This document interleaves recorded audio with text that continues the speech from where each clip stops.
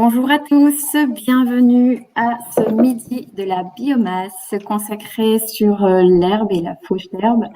Je vais demander, s'il te plaît, à Yvan de pouvoir projeter mon PowerPoint afin de débuter ceci et vous donner quelques consignes sur le fonctionnement de ce webinaire. Donc, sachez que vous avez à votre droite le système sur lequel, bien sûr, vous pouvez discuter. Où est-ce que je suis? Alors, il faudra faire très attention parce que au niveau des intervenants, vous avez aussi droit à faire passer les slides à ma place. Donc, attention. Bon. Et ce sera le même jeu pour la suite. Donc, attention, chacun à la main, en fait, sur les DIA.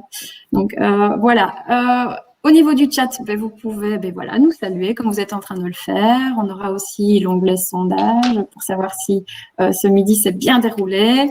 Et bien évidemment, la section questions que l'on espère pouvoir aborder à l'issue de la table ronde, parce que nous avons tellement de choses à vous dire.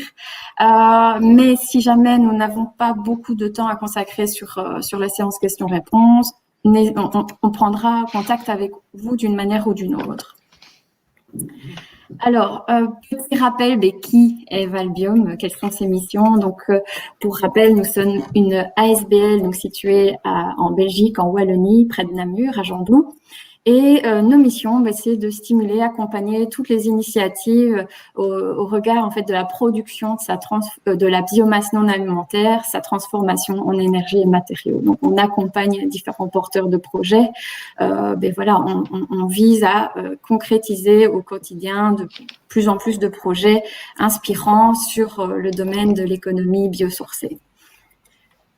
Nous sommes une équipe d'une dizaine de personnes et on traite de différentes thématiques, de la production de la biomasse, donc c'est la section dans laquelle je travaille, mais il y a aussi donc où produire, mais également que faire avec cette matière première qui sera générée. Et donc on parle ici de débouchés énergétiques comme la méthanisation, le bois énergie, donc tout ce qui est agrocombustible. Et vous avez également tout ce qui est produits et matériaux biosourcés, la chimie du bois et tout ce qui est fibres végétales. Entrons directement dans le vif du sujet parce que je n'ai pas envie de prendre trop de temps ici dans l'introduction, mais c'est pour vous expliquer pourquoi cet état des lieux aujourd'hui sur les pistes de valorisation des herbes de fauche avec des exemples concrets et des réflexions en cours également. Et donc, pourquoi ce midi?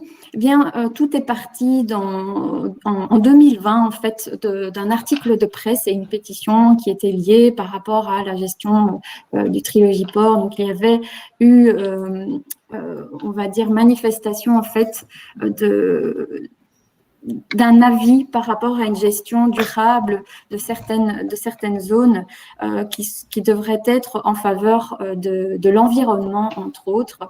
Et c'est en cela que nous avons souhaité, avec mon collègue Lucas Gossio, à l'époque, de pouvoir rencontrer différents intervenants concernés par cette gestion des herbes de fauche en faveur de l'environnement, mais aussi d'une économie durable et circulaire, et que l'on espère aussi biosourcée. Donc, on a pu rencontrer Nathalie Gora, Benoît Huc également, qui travaille justement à la sensibilisation de l'environnement et les oiseaux, etc. On a pu rencontrer Henri-Pierre Rouault, qui travaille en France et qui, justement, aujourd'hui, va nous présenter quelques éléments. Et c'est aussi beaucoup de choses qui se sont passées durant le projet Interreg New Zealand, c'est-à-dire que nous avons réfléchi aussi à comment on peut semer une strate herbeuse sur des sites marginaux. On a rencontré le coordinateur du projet Licoto, la coordinatrice du projet Grassification, qui est Marcella, qui est là aussi aujourd'hui. On a pu rencontrer Sophie Adam du SPOMI et la fameuse circulaire. Voilà. Et donc, derrière, ce sont l'identification d'opportunités, des questionnements qui sont récurrents, communs et des freins aussi identifiés. Et ça a pu aussi aboutir à cette rencontre de Madame Maud Difalis du DNF lors d'un GT dans le contexte du mouvement Yes We Planned. Et donc, on en était à un état où, une accumulation d'informations où il était important pour nous de diffuser cet état de réflexion et de connaissance. Voilà, notre rôle est de partager et de diffuser un maximum de ces connaissances qu'on a pu acquérir. Donc, c'est pour l'administration belge, française, pour les utilisateurs de biomasse, les communes actives dans la transition environnementale au travers des PAED, des POLEC, etc. Et bien sûr, des scientifiques actifs dans le domaine de la valorisation de la biomasse. Et vous verrez aussi dans les transferts aux sols plantes de certains polluants. Alors, ici, comme je le disais, l'objectif, c'est vraiment d'informer sur cette fauche avec export. Donc, quelle est la plus-value environnementale? Est-ce qu'il y a une faisabilité technique, économique? Et donc, notre souhait aussi avec ce midi, c'était cette mise en relation des acteurs wallons, français, flamands, pour pouvoir partager un maximum d'informations, avoir des possibilités, des pistes quand des analyses chimiques sont demandées, éventuellement de matière. Et donc, l'idée derrière, c'est de pouvoir faire ce groupe de travail, en fait, pour regrouper des personnes et des documents ressources sur la thématique. Et in fine, pouvoir accompagner, générer un projet pilote, parce que voilà, il suffit, il ne s'agit pas ici d'avoir un groupe de travail trop cérébral aussi, mais de pouvoir initier le passage à l'action à différentes échelles et générer certaines synergies par rapport à ça dans la diffusion des bonnes pratiques. Et ça sera surtout aussi au niveau de la table ronde, je vous en dis pas plus. Donc voilà, un programme assez complet. On va commencer avec Marcela Fernandez de Souza, donc du projet Grassification. Ensuite, il y aura la présentation de Monsieur Henri-Pierre Rouault, donc qui est actif depuis près de 10 ans dans la valorisation de l'herbe au niveau de Couesnon Marche de Bretagne. Ensuite, vous aurez la présentation du docteur Brice Louvel, qui est aussi très actif sur le terrain par rapport à la valorisation d'espèces végétales et quid justement d'un transfert de certains éléments polluants dans cette biomasse. Et bien évidemment, ce regard on prend un peu plus de hauteur aussi en comprenant comment fonctionne et comment réfléchit aujourd'hui le SPE-MI, donc pour gérer nos zones de mobilité, tout en gardant un contexte de paysage, de sécurité et en intégrant l'économie et l'environnement. Donc voilà, ce sont vraiment des présentations assez riches en contenu. Et derrière, on souhaitait compléter, parce que c'est vrai qu'on va parler ici beaucoup de linéaire routier, etc. Mais de l'herbe de fauche, il y en a à d'autres endroits. Et notre souhait était de compléter ce paysage que l'on avait donné avec les différents orateurs, mais vous montrer aussi d'autres pistes et d'autres réflexions qui sont en cours, parce qu'il y a certains dénominateurs communs. Voilà. Je laisse la parole à Marcela. À tout à l'heure. Merci, Aricia. C'est le même slide? Ah non, oui, voilà. Bon, bonjour à tous et à toutes et merci de nous rejoindre dans cet événement sur la valorisation des herbes de fauche. Et je tiens à remercier tout particulièrement Valbiome pour l'avoir organisé et contribué à diffuser davantage les résultats obtenus en Grassification et les autres initiatives connexes qui seront présentées ce matin. Je m'appelle Marcela Souza, je suis chef de projet à l'Université de Gand en Belgique et nous sommes les lead partners du projet Interreg de mer Grassification qui je vais vous présenter aujourd'hui. Le consortium Grassification est composé de 14 partenaires d'entités privées et publiques de la Belgique, des Pays-Bas et du Royaume-Uni. Il a débuté en 2018 et rentre maintenant dans son dernier mois d'activité. Son objectif était de valoriser l'herbe fauchée au bord des routes par une approche multidimensionnelle, de l'amélioration de la qualité d'herbe générée jusqu'à leur transformation en produits commercialisables. J'aimerais commencer par une très brève introduction sur les raisons pour lesquelles il est important de faucher l'herbe de bord des routes. La première raison est assez évidente.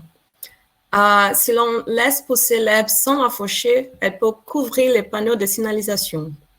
Mais la fauche n'est pas toute l'histoire. La collecte de l'herbe est également très importante pour la biodiversité.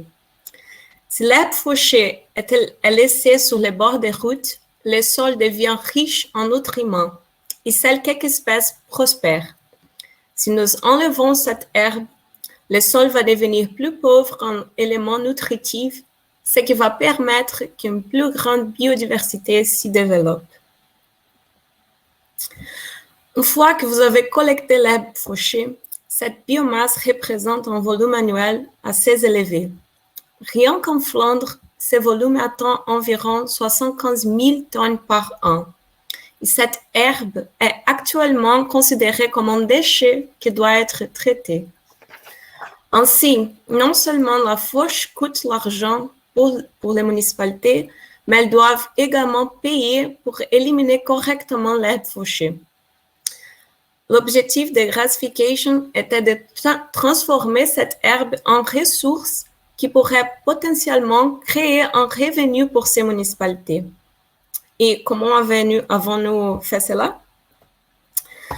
La première étape a consisté à améliorer la qualité de l'herbe produite en diminuant principalement sa teneur en sable.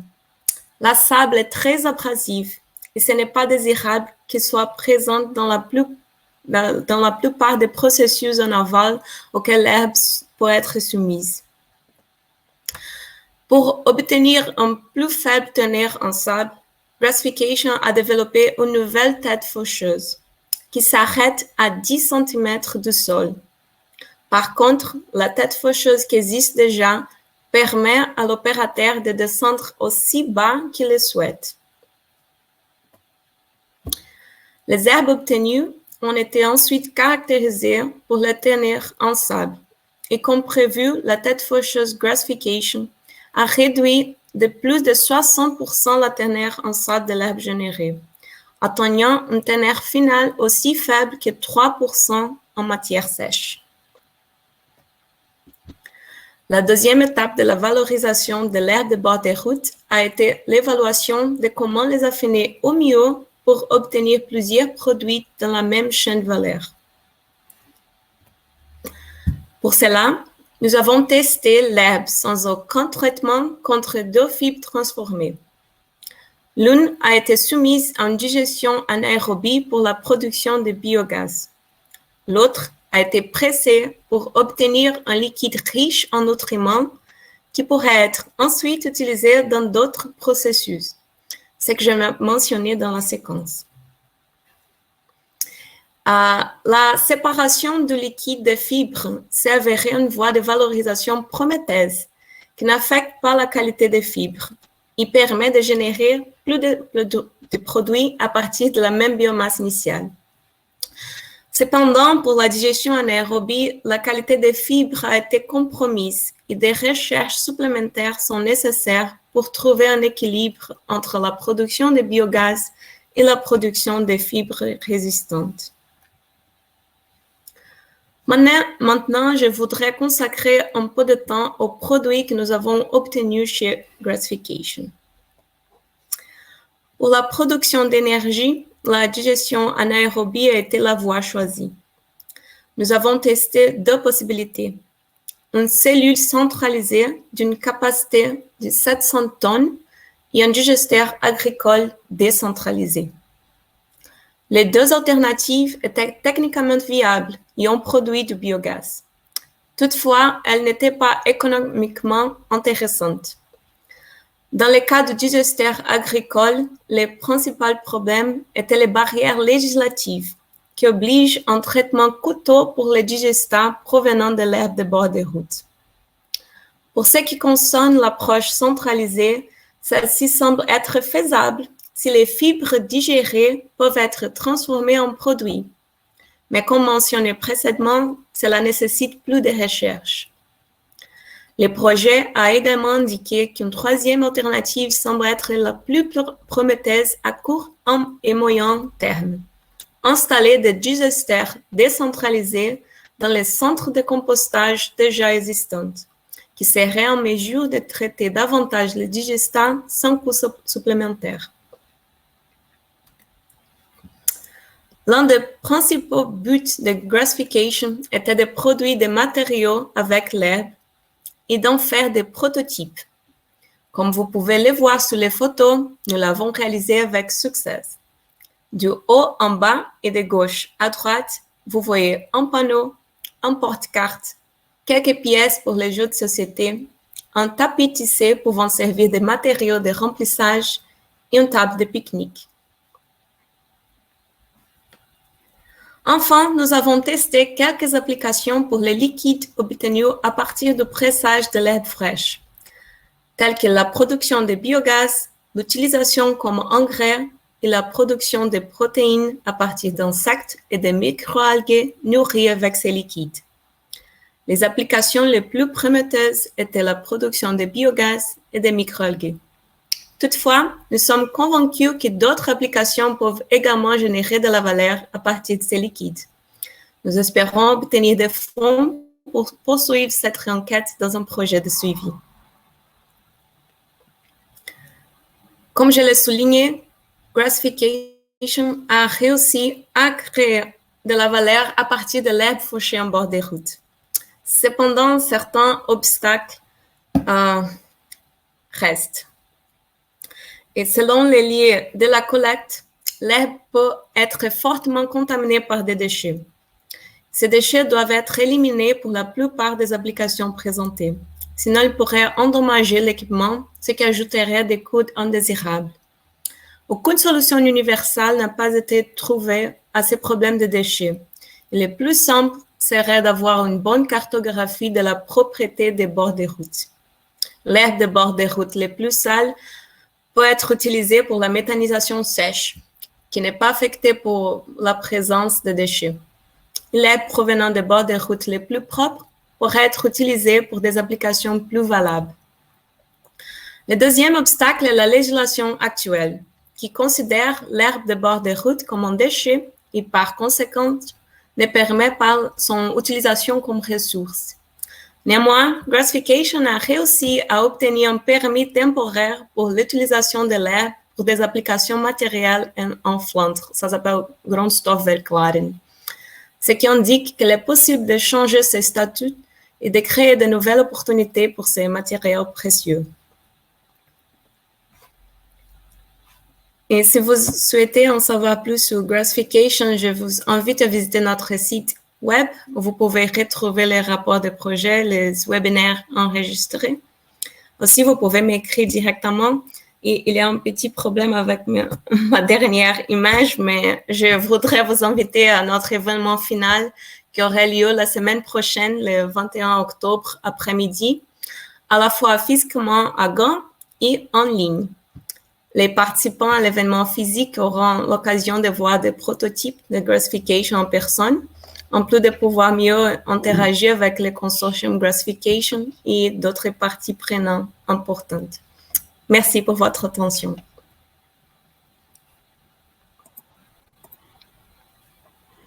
Merci Marcella pour cette présentation. Donc nous vous invitons vraiment à aller voir sur le terrain voilà tout ce qui est pratico-pratique. On va enchaîner maintenant avec la présentation de Henri-Pierre Rouault, qui est chargé des opérations rurales et agroécologie, donc en France, à Couesnon, Marche de Bretagne.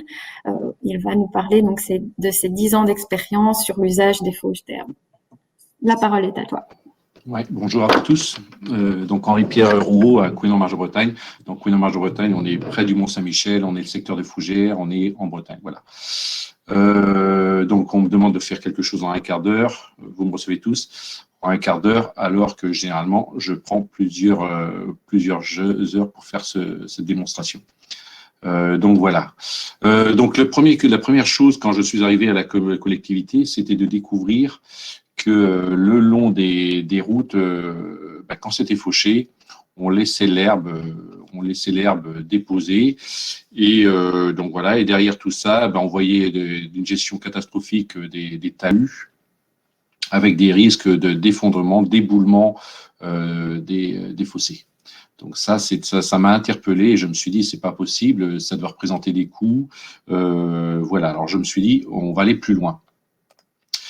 Les conséquences de tout ça, ben, c'est que résultat, on se retrouve à avoir des bouchages de fossés, on a de l'eau qui est stockée. Donc voilà, et puis moi, c'est ce qui m'interpellait. Donc on a ces conséquences parce que derrière, il faut faire venir des équipes. Et des équipes qui, voilà, il va falloir faire des curages, il va falloir faire des décapages, il va falloir faire des débusages.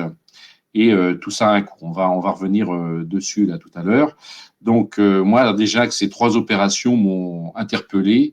Moi qui viens du monde de l'écologie, je me suis dit et de l'agriculture, je me suis dit que comment on peut agir par rapport à ça.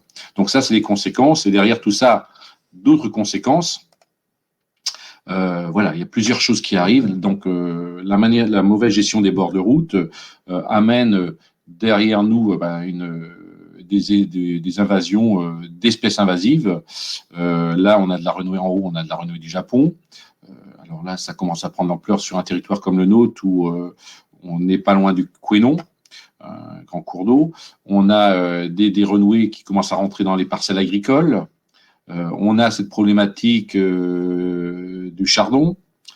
On a aussi les campagnols qui se mettent à l'abri sous les fauches qui sont sous les fauches. Et puis on a aussi des espèces qui arrivent, qui sont l'ambroisie. Donc déjà, ça m'a interpellé, la manière dont tout ça s'organise sur un territoire agricole. Hein. Et puis les conflits qu'il y a entre les agriculteurs et les collectivités, puisque il y en a qui disent ah bah oui c'est votre faute, et puis les autres disent ah bah non c'est votre faute. Donc voilà. Donc l'idée c'était de réfléchir à une autre approche. D'accord. Donc là on est sur la problématique, des espèces invasives.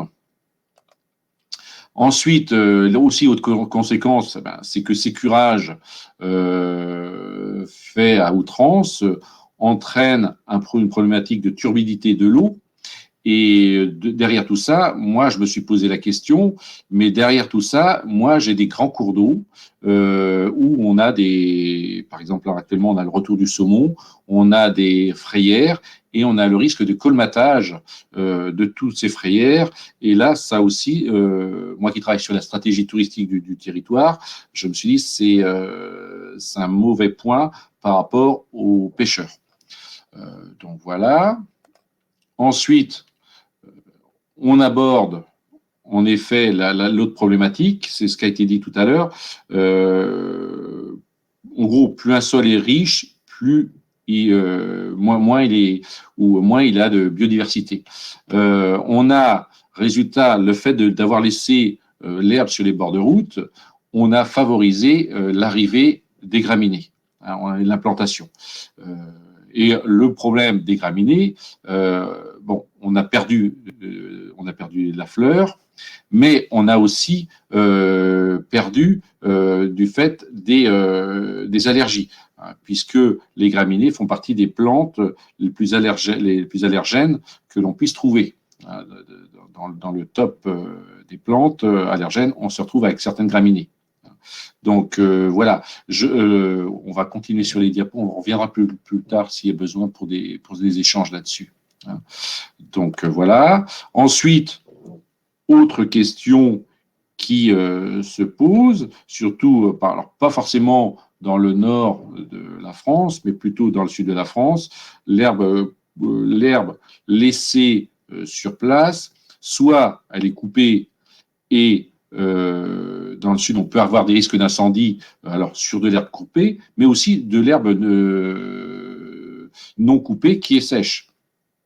Puisqu'aujourd'hui, les collectivités, de plus en plus, font de la gestion différenciée sur les bords de route, et on se retrouve à avoir de l'herbe qui reste sol, sur pied, jusqu'au mois de septembre, voire octobre. Une période assez critique qui peut devenir assez critique par rapport au risque d'incendie. La même chose, le fait de laisser l'herbe des bords de route, on se retrouve avec un risque d'aquaplaning puisque l'eau ne s'évacue pas comme il faut et on a un risque majeur d'accident dans certains endroits. Donc voilà, ça c'est une première réflexion, toutes ces réflexions. Alors voilà, on s'est dit, quand j'ai regardé tout ça, je me suis dit il faut qu'on trouve des solutions et autour de 2007-2008, j'ai travaillé avec des entreprises, j'ai fait des démonstrations pour faire voir qu'il y avait peut-être d'autres possibilités. Et lors de ce travail de démonstration devant les élus régionaux, des agents, etc., on avait fait montrer une machine qui venait de Belgique ou de Hollande. Et il y a un chef d'entreprise qui est venu me voir et m'a dit moi, j'aimerais bien partir avec toi pour cette expérimentation, ces tests, et je suis prêt à investir. Alors, on s'est dit comment je pouvais accompagner ce projet. Les élus m'ont donné un feu vert, ils m'ont dit voilà, on va te mettre un budget d'expérimentation, tu testes, voilà. Donc la première année, on a testé un frontal qui a fait un très bon travail et l'idée c'était que l'herbe récupérée partait chez des agriculteurs sur chaque route qui était expérimentée. Donc on diminuait les coûts d'entretien, quoi. Et l'autre particularité, alors les agriculteurs sont venus me voir, ils m'ont dit Rion, le travail il est nickel, etc. Le produit part en compostage, très très bien, on le mélange avec nos fumiers, c'était assez simple de fonctionnement. Mais les agriculteurs m'ont dit mais c'est nickel ton projet là, mais on voudrait que parce que la partie, donc vous voyez, la partie du talus n'est pas fait. Et le fossé et le talus n'est pas fait. Donc, l'année d'après, l'entreprise a dit, écoute, Henri-Pierre, on va te faire un projet. Et ce projet, ça a été de créer un bras qui récupérait l'herbe et puis le talus et le fossé. Et là, le travail était très, très bien fait, nickel, etc. Donc voilà, on était au tout début. Moi, j'avais des tas d'interrogations. Et c'est pour ça que depuis 10 ans, je prenais à peu près 2 masters par an des étudiants pour étudier, pour avancer sur le process avec l'étude du sol, les polluants, la valorisation de l'herbe. Voilà. Donc voilà, on a tout un travail qui a été engagé. Derrière tout ça, les entreprises ont commencé à aussi réfléchir au projet. Donc, j'ai beaucoup travaillé avec eux. On a beaucoup échangé avec Norimat, avec Mulag Mercedes, sur du matériel plus opérationnel qui puisse travailler. Alors, j'ai oublié de préciser, les routes qui sont en fauchage avec exportation, ce sont des routes qui sont communales. C'est-à-dire qu'on n'est pas sur de la route départementale ou sur des autoroutes, puisque on considère que, parce qu'on va parler tout à l'heure des déchets, mais sur les routes communales, moi j'ai oublié de préciser que j'avais à peu près une vingtaine de placettes de 20 mètres chacune où j'ai fait tous mes tests. Et à chaque fois, donc au niveau déchets lourds, je n'avais rien. Donc ça, c'était rassurant pour l'expérimentation et pour les tests. Alors, le problème qu'on a eu avec les 2 engins du haut que vous voyez, on s'est dit, là, les élus sont venus me voir, oui, mais vous n'avez jamais passé dans toutes nos routes, etc. Ça a été un problème. Mais moi qui suis passé en Belgique et en Hollande, j'ai vu les engins travailler sur des petites routes. Donc moi, je savais bien que ça peut fonctionner. Mais donc Norimat est en train de travailler sur un nouvel engin là qui est en cours d'élaboration, qui est justement un véhicule qui pourrait passer sur les endroits les moins accessibles. Donc ça, c'est intéressant. Donc ce qui veut dire que derrière, on a quand même quelque chose, les choses évoluent. Je vais continuer. Alors la même chose, on m'a dit, oui, mais qu'est-ce que tu fais de ton herbe là ? Alors on a travaillé avec 2 stagiaires sur quelle valorisation possible. La première qui est arrivée, qui a été, c'était l'épandage direct du produit. On l'épandait, je vois que le temps passe, on l'épandait directement dans les champs, avec le risque c'est de contaminer avec des graines certaines parcelles. La deuxième étude, hein, là, donc ça c'est toute une étude qu'on a fait, c'était la valorisation en méthanisation. Voilà. Ensuite, la troisième, on va dire que c'était celle qui est arrivée après l'épandage direct, c'est le compostage qui semblait hyper intéressant. Donc maîtrisé, on détruisait les graines des plantes qui pouvaient nous créer des problèmes. On a travaillé aussi sur des pellets qu'on donnait aux animaux. Alors le risque, ça semblait intéressant. Le risque, c'était de contaminer, d'avoir des métaux lourds, pas des métaux lourds, mais du métal dans les pellets. Quand on donne ça aux bovins, on avait un risque. Il y avait aussi la production d'énergie, mais il fallait mettre des filtres pour les cheminées. Donc ces deux projets ont été abandonnés. Et donc là, je vais laisser tout à l'heure la parole à Gramiterm, et donc l'autre projet qui pourrait être Gramiterm. D'accord ? Donc voilà, un chiffrage économique, parce que je me suis dit quel est le coût de tout ça. Donc on peut faire une économie de à peu près 200 euros, au moins 200 euros par an, parce que on économise sur les curages, les décapages et les débusages. Hein. Il faut savoir que chez nous, j'ai fait dans mes expérimentations, on arrivait à 11 sorties de champ, sur 1 kilomètre. Donc, ce qui veut dire qu'il faut mettre des équipes pour nettoyer, et ça, il faut le faire chaque année. Donc, comment diminuer ça? Donc, les coûts, les gains se font surtout par rapport au décapage, débusage, etc. Donc, on a fait ces expérimentations. D'autres collectivités ont fait d'autres tests. On arrive quasiment dans la même réflexion. Et dans les mêmes études. Donc, le fauchage avec l'exploitation semble intéressant. Et autre exemple, par exemple, dans ma zone d'activité où je fais des tests, d'habitude, on passait tous les 2 ans, voire tous les ans pour faire du nettoyage. Ça fait 10 ans qu'on n'est pas passé et j'avais un objectif d'aller jusqu'à 20 ans avant de faire un entretien. Donc, voilà, ce qui veut dire que derrière tout ça, on a un potentiel hyper intéressant. Alors oui, on a parlé de la partie économique, mais l'intérêt écologique. Hein. Donc, juste pour vous rappeler, ceux qui sont pratiquants, l'a fait Dieu, ont récupéré les fleurs des bords de route et on faisait notre procession. Donc c'est le clin d'œil. Hein. Mais on faisait notre procession et on mettait nos fleurs sur les routes cette fois-ci. Et je me suis dit, mais pourquoi on est arrivé d'un passage de fleurs à graminées? Et voilà. Mais c'est vrai qu'autrefois, les agriculteurs récupéraient l'herbe des bords de route, tout ce qui avait des bords de route, pour donner à leurs animaux. Soit ils faisaient pâturer les animaux le long des routes, soit ils faisaient du foin et récupéraient ça. Voilà. Donc, rien n'était perdu autrefois. Si bien que les expérimentations que l'on a menées ici, on a redécouvert en fauchage avec exportation l'arrivée de bruyères, la bruyère et de la calune. Donc ça, c'était la grande surprise. On a fait des études sur les orthoptères. Moi, j'ai une zone d'expérimentation qui était de 5 mètres d'orchidées. Aujourd'hui, j'ai plus de 100 mètres sur ma zone d'expérimentation où on a l'orchidée qui est réapparue. Donc voilà, on a fait tout un travail sur la hauteur de coupe. Hein, donc le fait de passer à 15 cm, de 5 à 15 cm, on augmente par 3 la biodiversité floristique. Donc intéressant pour les fleurs, pour les insectes, les pollinisateurs, et pour les oiseaux. Donc voilà, on a un travail qui est cette approche écologique est relativement intéressante parce que elle rentre dans un processus. C'est vrai que j'ai très peu de temps à parler, mais l'aménagement du territoire est important derrière tout ça. Hein.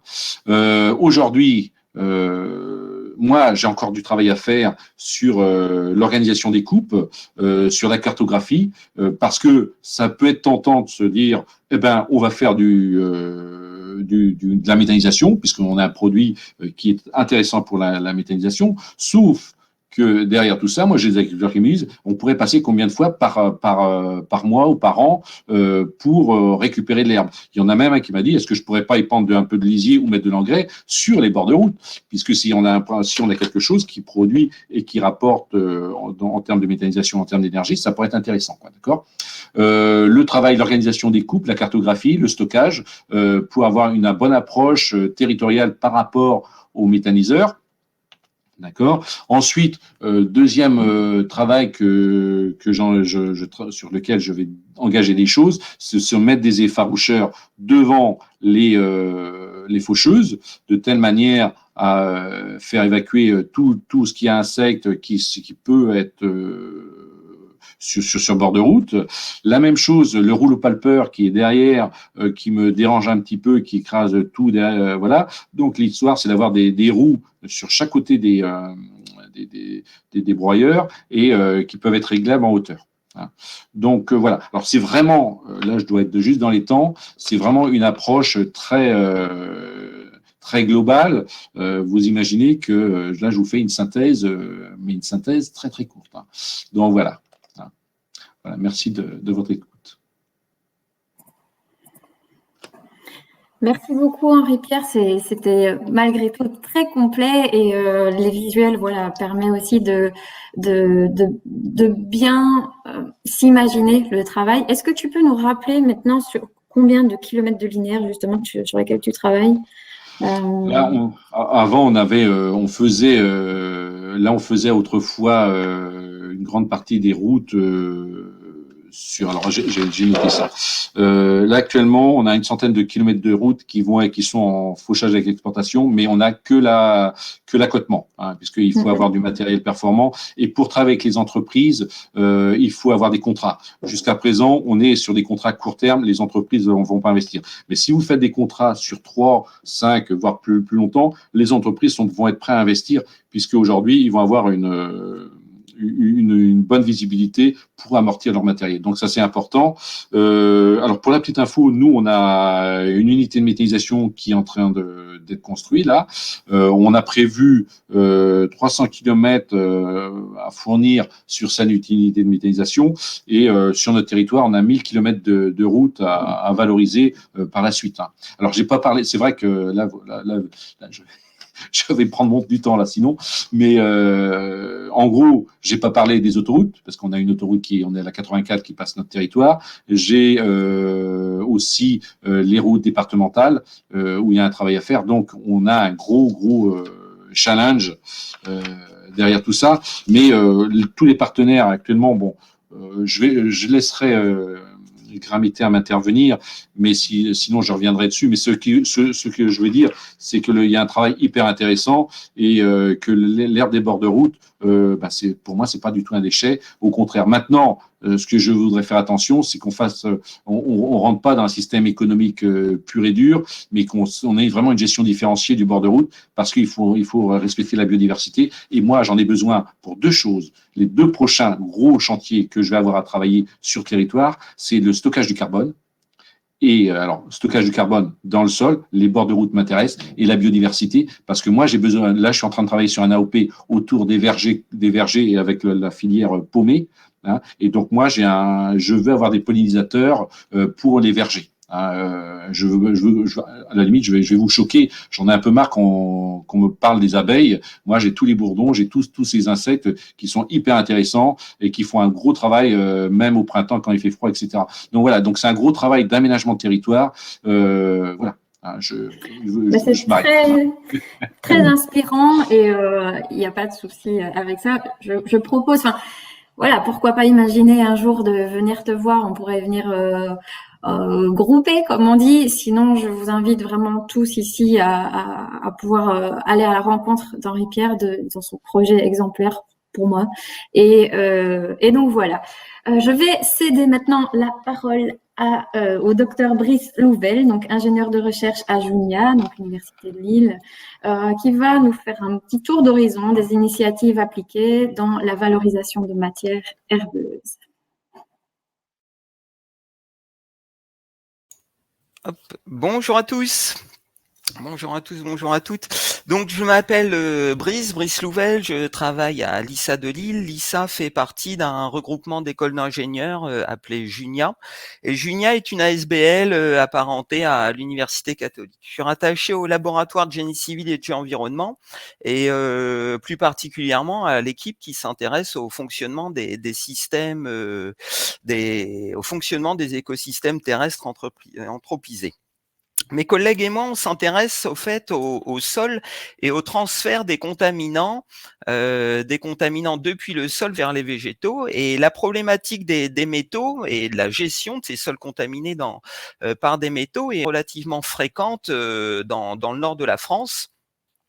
Et l'exemple, on a un site atelier qui s'appelle Métal Europe, qui est un exemple remarquable. Dans le cadre de mes recherches, j'ai eu l'occasion de travailler sur la caractérisation de quelques biomasses et notamment de regarder si la présence des métaux était un frein. Hop, là. Si la présence des métaux était un frein à la méthanisation. Le problème des métaux, c'est donc des polluants inorganiques. C'est que les métaux, c'est la classification périodique des éléments et ça restera toujours des métaux. Et je soulève quand même un point important. On aura peut-être l'occasion d'en reparler. C'est quand on parle à des gestionnaires de route, notamment. Les herbes, c'est que la pollution est rapidement un grand tout, ou que ce soit des polluants organiques ou inorganiques, bref, et alors que je dirais à mon sens, ce n'est pas le cas et on pourra en reparler. Donc la problématique en fait de la méthanisation, c'est que c'est un processus conservatif et qu'hormis les petites molécules qui partent sous forme de gaz, notamment le méthane et l'eau, l'ensemble des éléments est conservé dans le mixte d'alimentation. Et vient rapidement la problématique des digestats. Plus globalement, je finirai mon propos avec des digesteurs, avec des démonstrateurs mis en place dans le cadre des projets New Zealand et Saltus. Alors historiquement, Métal Europe était la plus grosse fonderie de plomb et de zinc d'Europe. La fonderie s'est développée pendant plus d'un siècle et de manière concomitante à la fabrication de métaux purs. Il y a eu la libération via les fumées, via 38 cheminées, la libération de cadmium, de plomb et de zinc à titre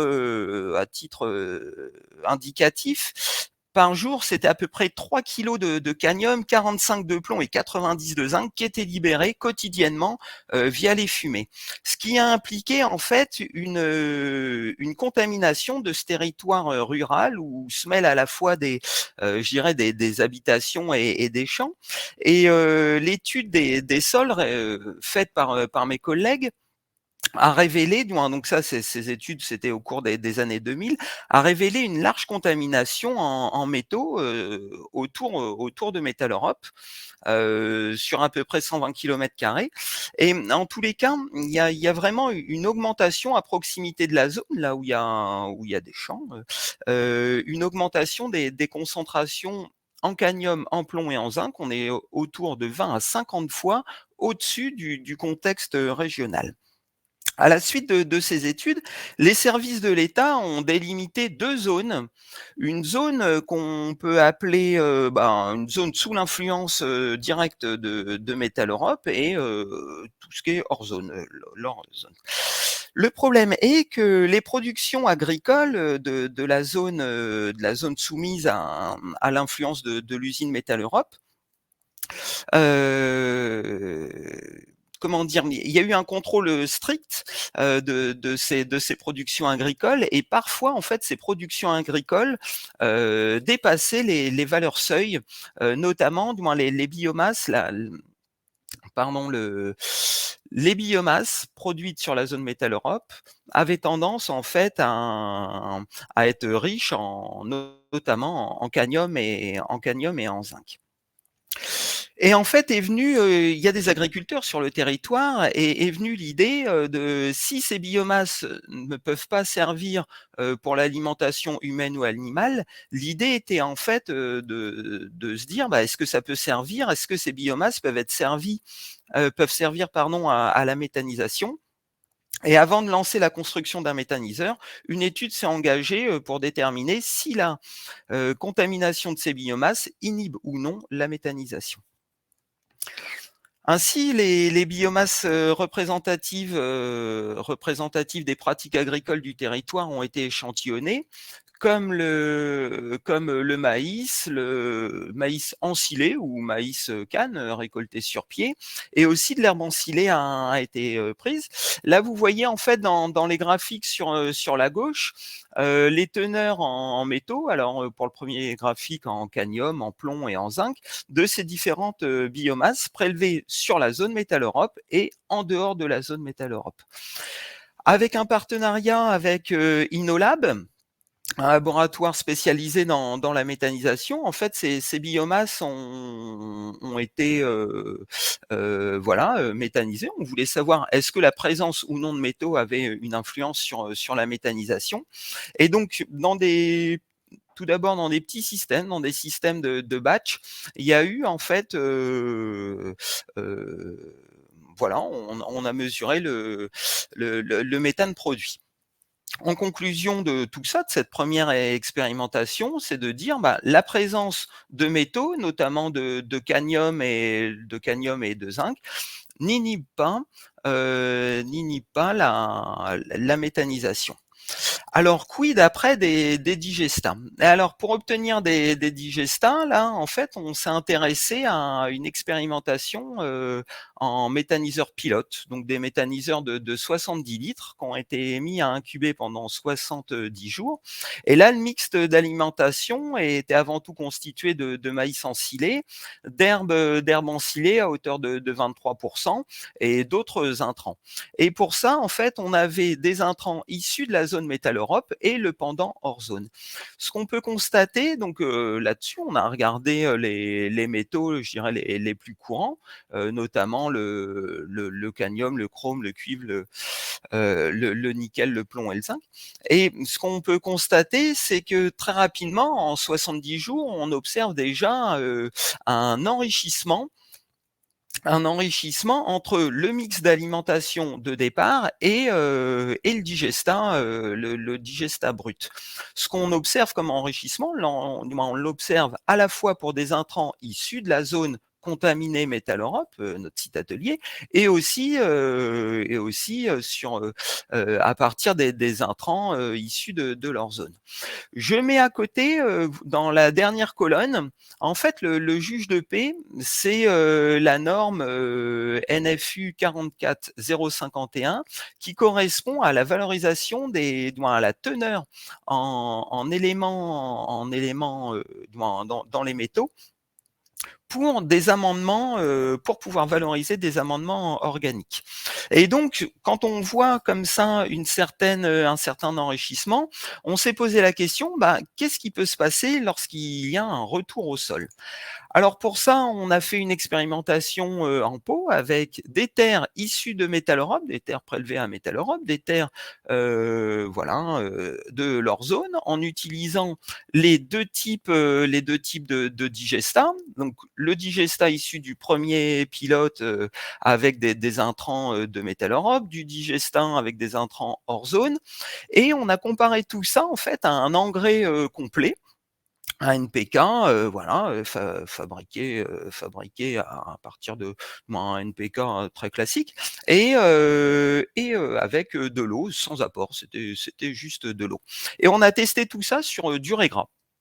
Sur du raies gras parce que on en trouve, c'est une plante relativement fréquente, c'est un bon modèle de laboratoire et c'est une plante fréquente.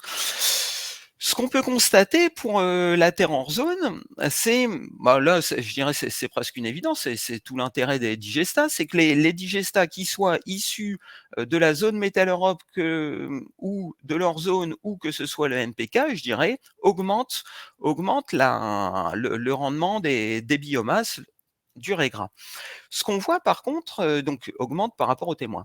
Et ce qu'on voit quand on s'intéresse là au sol de Métal Europe, avec le digestat de Métal Europe ou avec un digestat hors zone, ce qu'on voit, c'est en fait une diminution du rendement. Alors pourquoi me direz-vous? On s'est intéressé aux métaux. aux métaux prélevés dans le raie gras. Donc on a fait pousser du raie gras, on a récolté ce raie gras et on a regardé les métaux. Quand on s'intéresse en fait à la terre hors zone, donc une terre saine, voilà, quand on met des digestats de Metal Europe, là en fait on voit qu'il y a une faible phytodisponibilité. En fait, les métaux du digestat ne sont pas prélevés par le raie gras, en tous les cas dans notre expérience en pot. Idem pour on voit en fait globalement dans un sol sain, il y a peu de cadmium. Quand on s'intéresse au sol de Metal Europe, c'est là que c'est intéressant. On voit déjà il y a un effet sol. On est à 10 fois plus, le raie gras est 10 fois plus concentré en cadmium lorsqu'on s'intéresse au sol Metal Europe. Et je dirais à travers nos différentes modalités, on voit des différences. Et c'est-à-dire que lorsqu'on ajoute du digestat de Metal Europe, ou quand on ajoute du digestat hors zone, on voit en fait très clairement une augmentation de la concentration en cadmium dans le raie gras. La curiosité est lorsqu'on ajoute un engrais MPK très classique sur un sol contaminé, sur le sol de Metal Europe, on voit une augmentation aussi de la teneur en cadmium dans le raie gras. Et ce qui peut se passer en fait, c'est que les cations issus que ce soit de l'engrais NPK ou que ce soit des digestats, ces cations entrent en compétition avec les cations métalliques du sol et induisent une désorption du cadmium et du zinc notamment dans la solution du sol. Et c'est là en fait que se passe le prélèvement. Donc, ce qu'on peut voir, déjà en 1, c'est que le site atelier Metal Europe a des concentrations exceptionnelles. On trouve peu d'endroits si concentrés, que ces biomasses en fait, que peuvent pousser sur des sols riches en métaux, que ce soit de l'herbe ou autre, et que en tous les cas, que leur rendement est diminué par la présence des métaux. Ils peuvent pousser, mais voilà, il y a quand même un rendement un petit peu plus petit. Ce qu'on voit surtout, c'est que la méthanisation peut se faire en présence de métaux dans les biomasses, et qu'il y a un enrichissement aussi des digestats, et que les métaux issus de ces digestats ne sont pas directement phytodisponibles pour le raie gras. Et ce qu'on voit, ce qui me semble primordial, c'est le choix du récepteur pour les digestats. Où mettre ces digestats, et voilà, c'est peut-être pas judicieux de le mettre sur un sol contaminé. Alors pour revenir un petit peu plus globalement par rapport à New Zealand, dans le cadre de New Zealand, en fait, je me suis intéressé à des sols de friche. Et il faut savoir qu'un sol de friche c'est pas parce que ça s'appelle friche que c'est fortement contaminé. Déjà, lorsqu'il y a eu des bâtiments et une dalle béton, de fait, c'est une protection, c'est une barrière physique contre la pollution. Donc, sous une dalle béton, sous un bâtiment, il n'y a pas forcément de pollution. Et voilà. Et en tous les cas, l'orientation dans cette friche, une friche à Roubaix, une friche dont l'EPF a la gestion avant de la restituer à la ville de Roubaix. L'idée était en fait de gérer cette friche en fonction des services que ça peut rendre, notamment des services paysagers. C'est plus joli d'avoir une végétation maîtrisée, que on parlait tout à l'heure d'espèces envahissantes comme du bugléia ou de la renouée. Des services environnementaux, c'est-à-dire que sur une friche, on peut mettre des plantes et que ça serve aussi en refuge pour la biodiversité. Il peut y avoir bien sûr un aspect sanitaire, éviter le renvol de poussière, un aspect social, voilà, pour s'y balader ou autre, et aussi un aspect économique. Et là, en fait, le levier était de se dire, si on met par exemple du seigle, de la luzerne avec un mélange écosème qui permet justement d'avoir des fleurs pour des pollinisateurs, ou de l'avoine et de la vesse, bref, on a fait plusieurs études. On a planté plusieurs choses dans l'idée de méthaniser ces plantes. Et là, je vais parler d'un autre projet pour faire le lien. Parallèlement à ça, Je suis dans le projet Saltus, qui fait la suite au projet En Piste ou au projet Licoto, et là qui vise en fait à la valorisation des herbes de bord de route. Et là encore, étant donné que c'est la spécialité du labo, on a fait l'analyse dans les sols et l'analyse dans les plantes.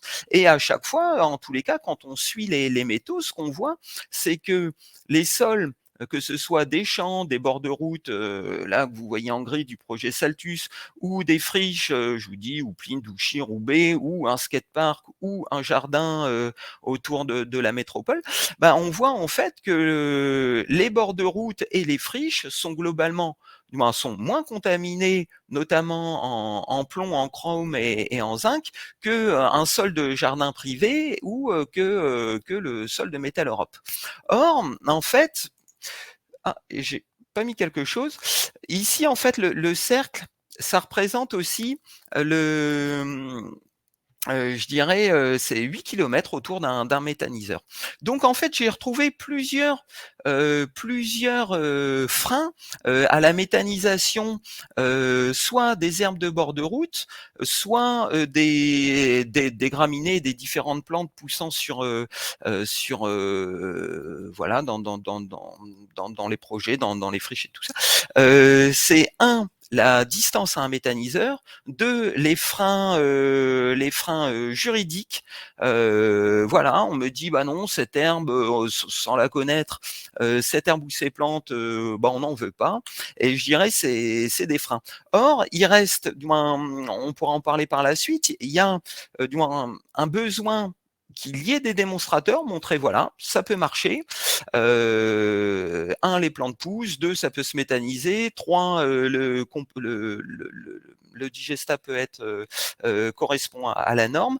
Et voilà, je dirais, il y a trop peu encore de démonstrateurs. Je vous remercie, je rends la main. Merci beaucoup, Brice, pour ces éléments très intéressants. Donc ici, vraiment, l'idée, c'était de pouvoir aller dans l'extrême, on va dire, de la réflexion, des questionnements liés au transfert de polluants. Et donc, c'est vrai que, voilà, avec le projet, enfin, tous les projets qui existent sur Métal Europe, on avait vraiment un cas de figure extrême en termes de contamination. Et donc, l'idée ici présentée par Brice, c'était de pouvoir relativiser par rapport à certaines analyses le long de linéaires routiers. Merci Brice. Il y a quelques questions, on les note, on verra si on a le temps tout à l'heure. Normalement, oui. D'ailleurs, je vais directement passer la parole à Sophie Adam, donc qui va nous parler de paysage et sécurité sur nos routes en Wallonie. Quelles sont les attentes de la région? Donc Sophie Adam est spécialiste en gestion, conservation et protection de l'environnement au SPW MI. La parole est à toi. Bonjour, donc comme Aricia l'a dit, moi je travaille au sein du SPW Mobilité Infrastructure, plus précisément à la direction des études environnementales et paysagères. Alors, donc il s'agit d'une direction qui agit comme un service d'expertise au niveau des arbres et de l'environnement pour le SPW Mobilité Infrastructure. Et donc, on réalise des missions assez diversifiées qui vont de l'analyse sanitaire d'arbres d'alignement à des analyses paysagères. On accompagne également les projets routiers au niveau des aménagements paysagers. On réalise des plantations d'arbres, des évaluations environnementales et on s'occupe aussi de définir les principes de bonne gestion au niveau des routes.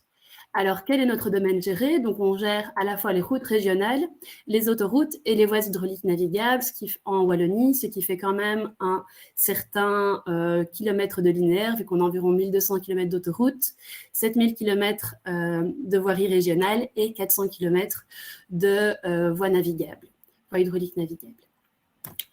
Alors, l'objectif dans la gestion des espaces paysagers au bord de ces infrastructures est double. Il y a à la fois le maintien d'un niveau de sécurité pour les usagers et également l'objectif de préserver et de développer une trame verte au sein justement de tous ces linéaires. Et donc, ça passe vraiment donc sécurité, confort des usagers, la biodiversité, le partage de l'espace public pour tous les usagers et également tout ça sous une contrainte financière, d'avoir quelque chose qui soit gérable à ce point de vue-là. Et donc, on avait vraiment l'objectif de mettre en place la meilleure gestion raisonnée qui soit. Alors, pour cela, il y a eu la création d'une circulaire ministérielle en 2019 avec le SPOEMI, mais également en collaboration avec le SPOE-RNE et le SPOE-TLPE. Donc vraiment pour avoir la partie aménagement du territoire et environnement qui soit associée à la gestion des routes. Alors, cette circulaire est divisée en deux parties. Il y a la circulaire en elle-même qui reprend vraiment les principes de base avec lesquels nous travaillons, qui est signée, qui est fixe. Et il y a également 12 annexes qui sont des guides d'application qui vont vraiment servir de base technique et très concrète pour le travail au jour le jour des districts routiers. Donc, les districts routiers, ce sont ceux qui gèrent au quotidien les routes, c'est vraiment ceux qui travaillent directement sur le terrain.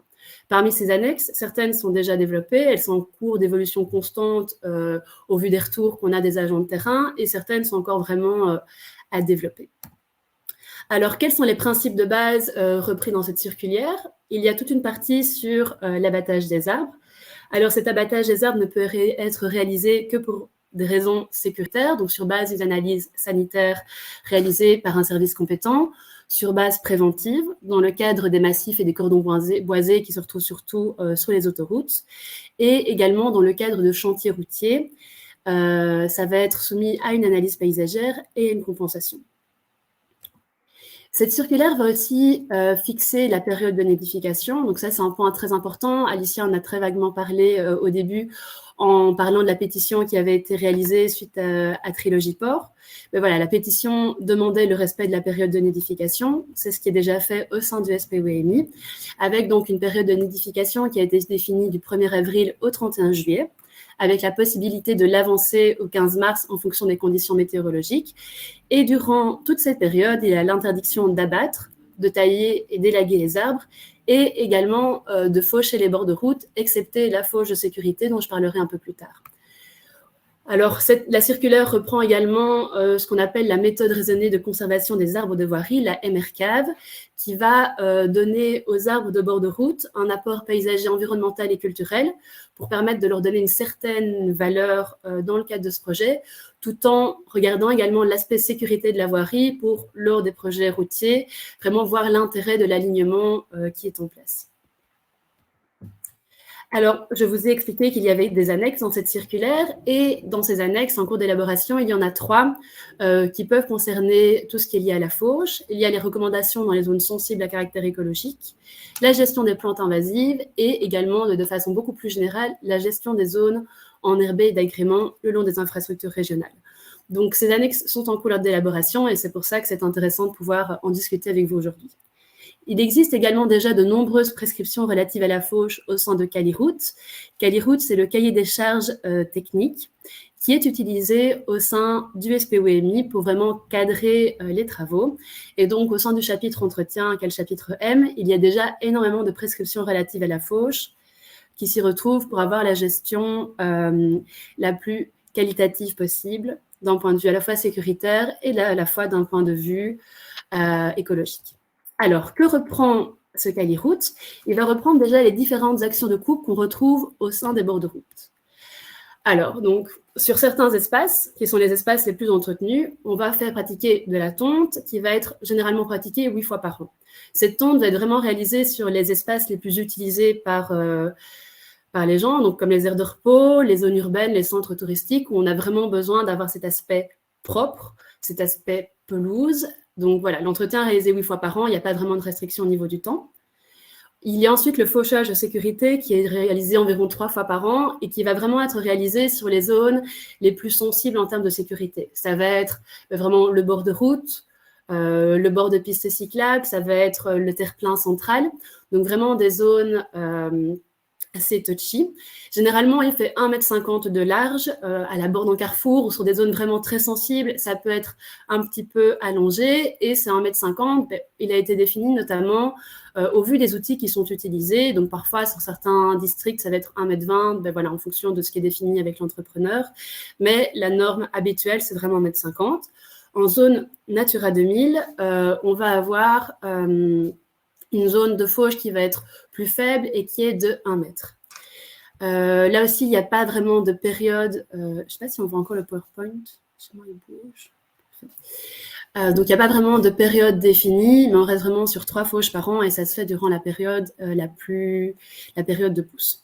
Ensuite, sur toutes les autres zones au sein du SPOMI, on pratique le fauchage tardif. Alors, il est pratiqué de façon, entre guillemets, pas très stricte depuis 30 ans, mais depuis 2010, c'est vraiment ce qui est d'application partout sur le territoire du SPOMI. Donc, on va avoir une seule fauche par an, et ce, sur les talus et sur toutes les zones, en fait, qui ne sont pas concernées par les 2 précédentes actions. Et donc, c'est vraiment la majorité du territoire qui est gérée de cette façon. Alors, ce fauchage tardif va débuter le 1er septembre en Famenne et en Ardennes, le 1er août sur les autres régions. Donc, on prend en compte les conditions climatiques des régions pour fixer ces dates d'action à réaliser. Et il doit être terminé pour le 15 octobre. Alors, au sein de Caliroute, qu'est-ce qu'on entend par le fauchage? Ah oui, voilà, pardon. Avant, il y a un petit dessin qui vous montre un peu, du coup, comment est-ce qu'on imagine, comment est-ce qu'on désire avoir un bord de route. Là, c'est un schéma qui s'applique aux autoroutes. Et on voit bien que sur le tout début, à proximité de la route, on a cette zone vraiment sans végétation, coupée régulièrement, donc 3 fois par an d'1,50 m, et qui a vraiment comme objectif d'être un refuge pour les utilisateurs et voilà, d'avoir une zone qui ne soit pas enherbée, qui ne soit pas problématique d'un point de vue sécuritaire. Et après ce 1,50 m, on va avoir une gestion beaucoup plus douce, beaucoup moins régulière, et pour permettre l'arrivée d'un peu plus de végétation. Alors évidemment, ça va dépendre de ce qu'on a à la base, mais il y a vraiment ce 1,50 m sécuritaire qui reste. Alors le fauchage est clairement défini comme étant le fait de ramener la végétation herbacée à une hauteur de 10 cm. Dans les interventions tout à l'heure, la hauteur de fauche a été également cité, passer de 5 à 15. Voilà, ici, nous, le 10 cm, on l'a fixé comme étant une bonne moyenne entre le fait de couper tout en gardant une certaine strate herbacée qui va permettre de fixer les talus, de fixer les terres et également de ne pas trop impacter la petite faune du sol. Alors, que va-t-on faire des produits de fauche? Ça a été beaucoup évoqué. Il y a 3 cas. Soit on est dans le cas d'un pré-fleuri défini comme tel. Là, on va évacuer les produits de fauche après une période de fanage de minimum 8 jours. On peut être également dans une zone enherbée de grand intérêt biologique où on va évacuer les produits de fauche. Et dans toutes les autres zones qui sont très clairement majoritaires, en fait, les produits de fauche vont être laissés sur place en étant uniformément répartis. Donc, la plupart du temps, on n'exporte pas. Et si on exporte, juste à une petite précision, ça ne peut pas être réalisé par aspiration. Pourquoi est-ce qu'on laisse les produits de fauche en place? Pour différentes raisons. Tout d'abord, l'augmentation des coûts. Pour le moment, quand on parle à nos collègues des districts routiers d'exporter les produits de fauche, ils nous disent c'est totalement impossible, ça coûte entre 2 fois et 2 fois et demi plus cher que de laisser sur place. Pour nous, c'est infaisable. Il y a la présence de déchets, ça a été vaguement cité également dans les entretiens précédents, la présence de plantes invasives, et en fait, pourquoi est-ce qu'il y a une augmentation des coûts? Notamment parce qu'on ne peut pas réutiliser les produits de fauche. Ça a été également expliqué dans le premier entretien qu'il y avait un problème législatif, et en fait, dans les conditions sectorielles relatives à la biométhanisation, il est bien précisé qu'on peut utiliser les herbes, le foin et le regain, mais en dehors des bordures de voirie. Et donc, c'est cette petite phrase entre parenthèses qui nous empêche de valoriser par biométhanisation tous les produits de fauche des bords de route. Pourtant, on l'a vu aussi avec l'exposé qui vient d'être fait, il y a des nouvelles études qui écartent les risques de pollution, mais pour le moment, ça n'a toujours pas été changé, et sans pouvoir réutiliser ces herbes en biométhanisation, c'est difficile de lutter contre l'augmentation du coût que fait cette exportation. Pourtant, il y aurait des avantages sur cet export, on le sait, l'impact positif sur la biodiversité, la diminution de la fréquence des entretiens, des curages de fossés, ça a aussi été expliqué au cours des entretiens précédents, mais qu'au final, laisser ces herbes de fauche sur place allait parfois gêner l'infrastructure. À long terme, en exportant, on rend le sol plus pauvre, ce qui fait qu'on diminue la repousse, et à long terme, on pourrait espacer les entretiens. Et finalement, en fait, on a un grand réseau, c'est-à-dire une grande matière disponible, et donc qui pourrait être plus facilement valorisée. Comme on l'a dit, dans certaines zones d'intérêt biologique, on va déjà exporter, et donc ça nous permet quand même de voir l'intérêt que cela peut avoir.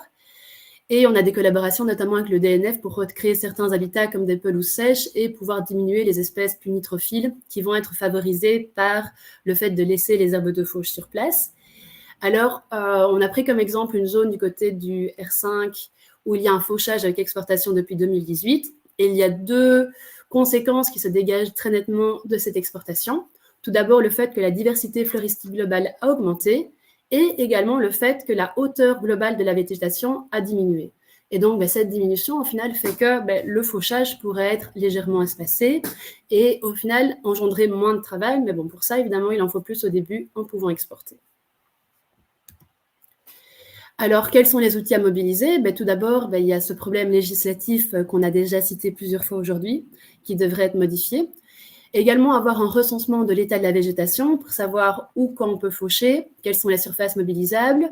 Je pense que l'idée de connaître la propreté de la route qui a été évoquée plus tôt pourrait également être intéressante. Et vraiment, pouvoir étudier les possibilités de revalorisation des produits de fauche afin de diminuer le coût et de le rendre plus acceptable pour la gestion des produits de fauche au quotidien. Et c'est du coup dans ce cadre-là qu'on travaille avec Valbiome pour voir ce qui est possible à ce niveau-là. Voilà, donc pour moi c'est terminé. Donc c'est sûr qu'ici c'est quelque chose de beaucoup plus général, mais où il y a encore énormément de travail à faire pour justement pouvoir mettre en œuvre une fauche avec exportation. Merci beaucoup Sophie pour ces éléments qui sont très importants. Donc, en effet, avec cette présentation, nous voulions aussi faire un état des lieux législatif aussi. Qu'est-ce qui se passe sur nos routes et je ne fais pas le centre pédestre, mais voilà, c'est juste pour dire que il y a quand même des réflexions qui sont en cours. Des choses ont été testées, sont en train d'être testées, et donc comment pouvons-nous avancer ensemble, éventuellement, avec différents acteurs pour pouvoir lever certains freins, identifier des opportunités, etc. Et justement, là où le dispositif de Henri Pierre pouvait être inspirant, et pourquoi pas à suivre. Et je reste persuadée que pour les personnes ici qui écoutent, qui participent au midi, il y a déjà des idées, des réflexions qui peuvent être partagées, d'où vraiment, mais ça j'en parlerai en conclusion, mais voilà, pouvoir en discuter dans ce cadre de travail que serait ce groupe de travail. On va passer maintenant à d'autres exemples, d'autres manières aussi de fonctionner. Donc, on va passer à cette table ronde. Je prends ici mes notes parce que je vais poser quelques questions. Et donc, voilà, l'objectif en début de matinée, il y a eu différents orateurs qui ont été mis en avant. Non, je veux avec, pardon? Est-ce que, à mon avis, il y a eu un micro activé, ont mis en avant donc, les différentes possibilités, des éléments importants relatifs à la récolte d'herbes et le long de linéaires et sur des sites marginaux. Il existe d'autres ressources herbeuses et donc en parallèle à ces présentations, ce que nous voulions, c'était exposer d'autres pistes d'action, de réflexion sur la gestion des herbes dans d'autres situations et donc compléter cet état des lieux. On va commencer avec Nata Griwal, avec Monsieur Hubert Bédoré.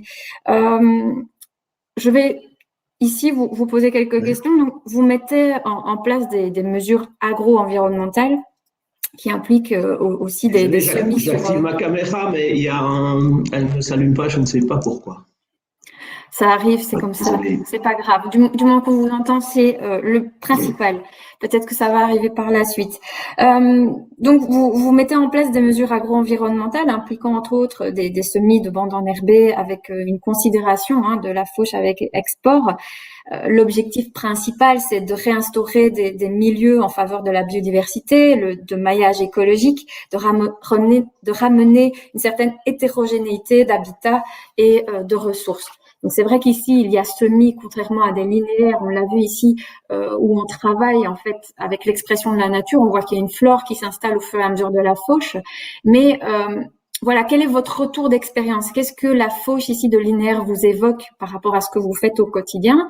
Est-ce que c'est un principe qui complète le maillage écologique soutenu par Nata Griwal? Parce que parfois des zones agricoles peuvent être à proximité du linéaire. Et puis quelles sont les pistes d'usage actuelles prospectées par vous en termes de valorisation, et si vous avez des attentes justement par rapport à ce groupe de travail ou le secteur de la valorisation de la biomasse, voilà, en lien avec ce que vous faites. Beaucoup de questions, on les avait préparées à l'avance, je vous rassure tous, mais voilà, la parole est à vous, vous avez 5 minutes pour nous exposer un peu votre point de vue et votre retour d'expérience. Oui, merci beaucoup, vous m'entendez bien. J'ai peut-être la voix un peu nasillarde, mais j'ai un gros rhume.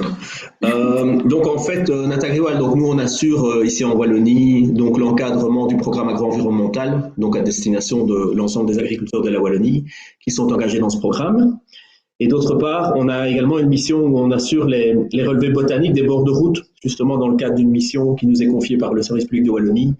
M. Navo, d'ailleurs, j'ai vu qu'il était présent parmi les participants, où là, on assure les relevés botaniques de bord de route, qui pour un certain nombre se trouvent en fait parfois le long justement d'installations agro-environnementales que les agriculteurs ont placées.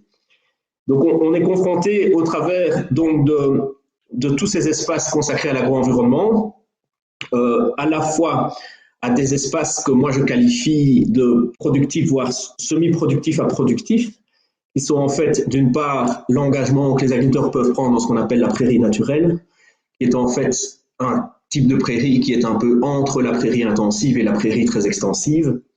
Et d'autre part, les prairies de haute valeur biologique, qui elles sont vraiment des prairies de fauche, en général, à très faible productivité. Donc, dans le cas des prairies naturelles, ben, la question elle est simple, les agriculteurs valorisent la production. Voilà, ils la valorisent dans leur exploitation agricole.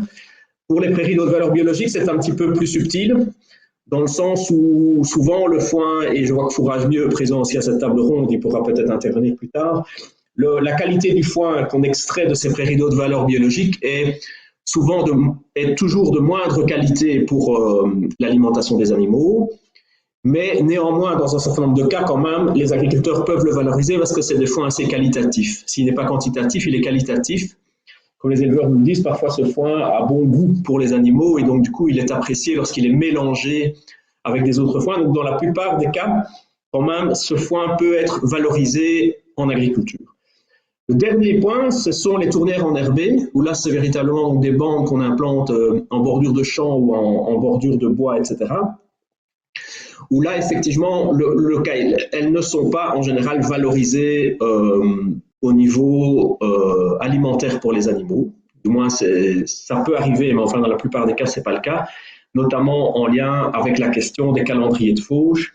Et là, on pourrait imaginer qu'il puisse y avoir dans le temps une valorisation, en fait, des produits de cette fauche par d'autres usages comme la biométhanisation, par exemple, mais ça pourrait être aussi d'autres usages. D'autant plus que on commence à observer un phénomène récent qui n'est pas encore vraiment prégnant, mais qui est que, étant donné qu'on connaît une diminution de l'élevage dans nos régions, en particulier dans les zones de grande culture, où on a quand même de moins en moins d'élevage, on commence à être confronté à des situations d'agriculteurs qui ont installé des tournières enherbées dans le cadre du programme agro-environnemental et qui ont de moins en moins de capacité de les entretenir eux-mêmes. C'est-à-dire qu'ils n'ont plus de faucheuses parce qu'ils n'ont plus d'animaux. Donc, ils ne sont pas nécessairement, eux, équipés pour entretenir ces espaces. Actuellement, ils s'arrangent, je dirais, avec un agriculteur voisin qui a encore des animaux, qui s'en occupe, etc. Mais on voit poindre, je dirais, à l'horizon, même si ce n'est pas encore tout à fait concret, le moment où on risque de voir potentiellement une diminution de l'engagement dans ces tournières enherbées par manque de solutions pour la gestion du produit. Et là, il y a effectivement une véritable opportunité peut-être à réfléchir sur les possibilités qui pourraient exister en valorisation alternative. Tout en sachant effectivement, et ça a été dit plusieurs fois aujourd'hui, que nous poursuivons dans le cadre de nos actions avant tout un objectif de protection de la biodiversité. Qui dit protection de la biodiversité dit bien évidemment de se réjouir chaque fois qu'on peut exporter les produits, puisque ça a été dit, ce sont l'exportation, créer des habitats beaucoup plus favorables à la biodiversité en rendant les sols moins riches et en favorisant donc la diversité biologique. Mais créer aussi des agendas qui sont spécifiques à cette biodiversité, de type fauchage tardif, de type fauchage à pas n'importe quel moment, etc.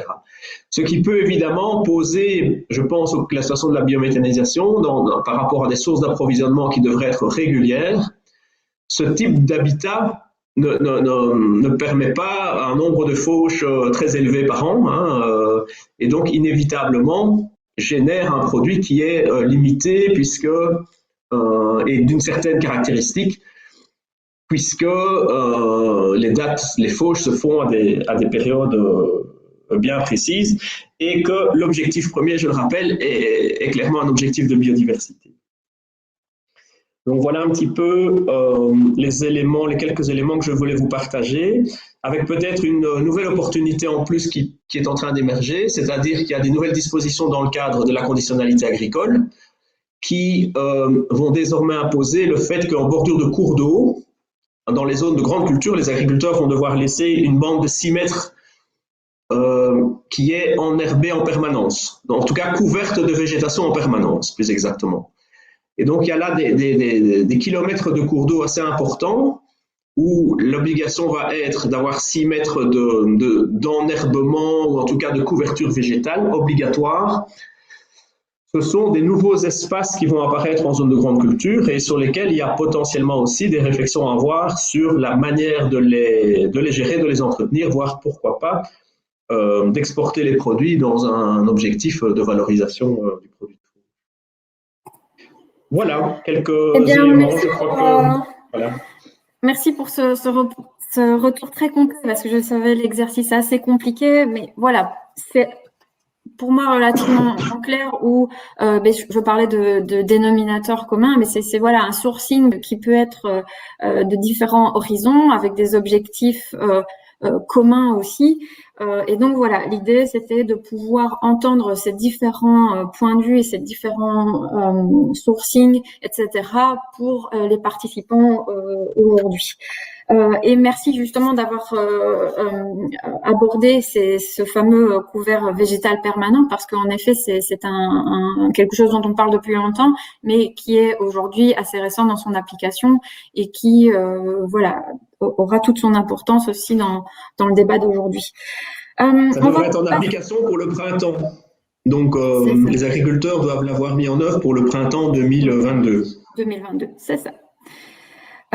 Vous avez communiqué récemment là-dessus, donc c'est vrai qu'on invite ici, pour toute personne intéressée, d'aller voir le site de Natagriwan, le site Protecto, etc. Tout est bien expliqué. On va passer maintenant aux questions vers le département de la nature et des forêts. Donc, on est ici avec une réponse en deux voix, si on peut le dire, avec Madame Modifalis et Monsieur Navo. Nous sommes rencontrés grâce au SPOMI dans le cadre du GT et foncier, donc avec le mouvement Yes Wetlands. Et à l'issue de cette rencontre, nous nous sommes dit qu'il y avait des liens qui pouvaient être faits avec vos méthodologies de gestion de l'herbe, et cela en faveur de l'environnement. Et par exemple, vous travaillez actuellement sur un cahier des charges, Sophie a pu en parler aussi, voilà, avec cut and collect, donc on fauche, est-ce qu'on peut exporter, collecter, exporter avec cette mise en andin sur des linéaires mobilité et en zone sensible.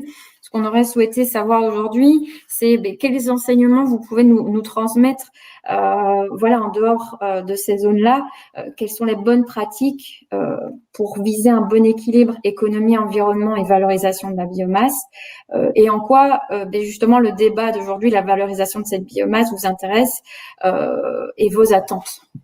Voilà, la parole est à vous. Bon, je vais prendre la parole, mais mon collègue François Navo interviendra si nécessaire. Simplement, on a convenu que voilà, j'exposerai en partie, et avec les questions-réponses, bien entendu, c'est lui l'expert au niveau de la DNEV et c'est lui qui pourra donner les différentes explications si nécessaire. Alors, on a parlé de la circulaire et pour nous, ça a été une grande avancée. Pourquoi la circulaire du SPOMI? Parce qu'au niveau des axes de communication, il y a eu vraiment une avancée majeure, et notamment, comme vous le disiez, avec un parallèle et une révision du Caliroute qui a permis d'intégrer une série de mesures, mais je vais en parler juste après. Je voulais juste d'abord dire que pour le DNF et le DEMNA, donc le SPOE-RNE de manière générale, la mise en place de pratiques plus performantes pour maximiser le potentiel d'accueil de la biodiversité au niveau des actes de communication, qui sont d'énormes surfaces qui pourraient être utilisées à ce profit, est un challenge qu'on s'est fixé depuis de nombreuses années. Et la pratique du fauchage tardif a été une avancée déjà majeure au niveau de cette maximisation du potentiel d'accueil. On le voit sur le domanial, mais on l'a vu aussi au niveau des territoires communaux, puisque ce ne sont pas moins de 233 communes qui ont été répertoriées en 2020, qui ont signé en tout cas cet engagement au niveau du fauchage tardif. Le gros problème qui reste, et les attentes du DNF notamment, c'est au niveau, et c'est le sujet de la table ronde, de l'exportation des produits, mais pas n'importe où, n'importe comment, et au détriment d'une biodiversité, c'est-à-dire ne pas commencer à vouloir maximiser un profit ou une valorisation, mais plutôt sur des zones où on estime qu'il y a un réel besoin, notamment les zones à haute valeur biologique, qui, pour nous, permettrait d'améliorer le développement des espèces caractéristiques, notamment des UG2, donc des milieux ouverts prioritaires. Donc, on estime que la pratique n'est pas suffisamment répandue. Bon, bien sûr, on l'a cité, il y a des raisons réglementaires, donc avec le problème du déchet ou du statut déchet, qui au niveau des bords de route, et j'espère qu'on pourra trouver des solutions. Donc ça, pour nous, c'est une des attentes, c'est essayer d'avancer dans cette législation qui finalement n'est plus très conforme à la réalité, ou en tout cas devrait être élargie et pas aussi contraignante.